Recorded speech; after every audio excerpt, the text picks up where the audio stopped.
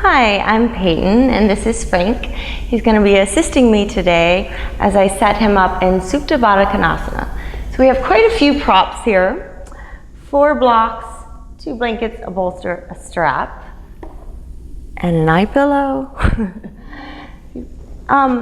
So if you don't have all these props, you can definitely substitute with either towels or phone books. Perhaps you don't even need that many props.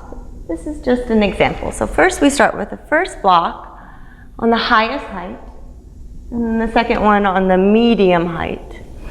I'm going to lie the bolster over those 2 blocks on a slight diagonal, and then even place a blanket here for a pillow. Now you may or may not use that. And then he's going to take the strap, maybe walk over here, situate himself here with the back of his pelvis, right at the edge of the bolster. Yep. Very good. And then he can slide the strap over his head and shoulders as if he was putting on a shirt.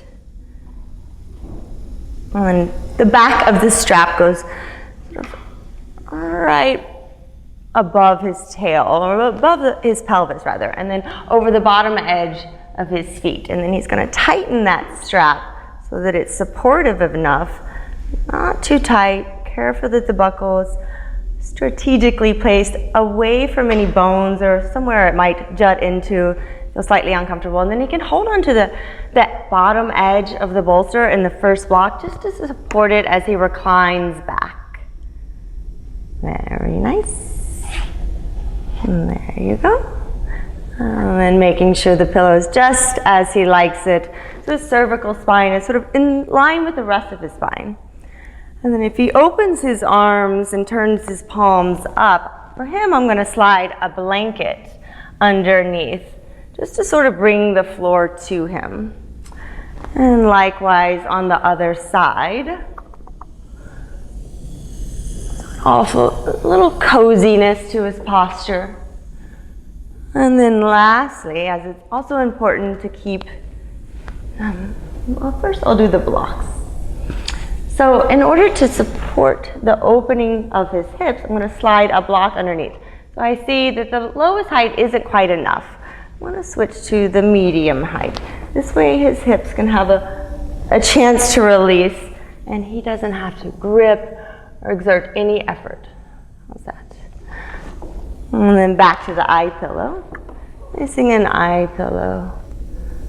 It's important in these restorative poses to have some sort of dark room, really allowing his eyes to sink back into their sockets. And then he can get the benefits of this pose, such as the chest opening, the hip opening, or shoulder opening even, without having to do anything at all. And then I'm just going to talk him through a pranayama exercise called 3-part breathing.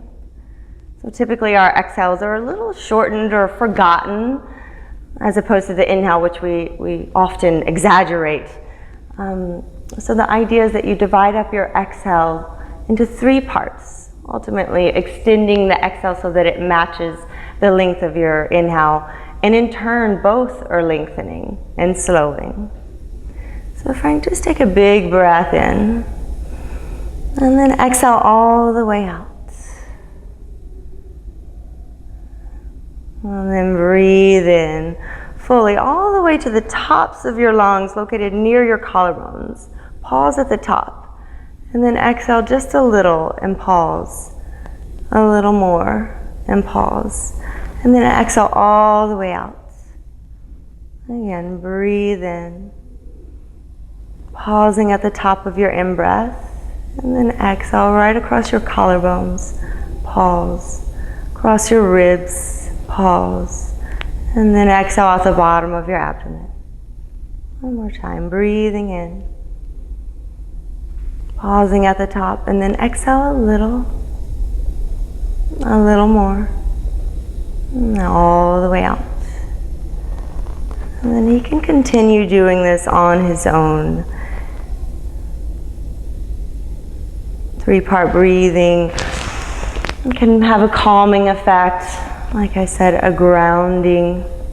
So if you're having trouble sleeping, this is highly recommended, or if you're just finding yourself agitated, impatient in line, you can use this at any point during your day.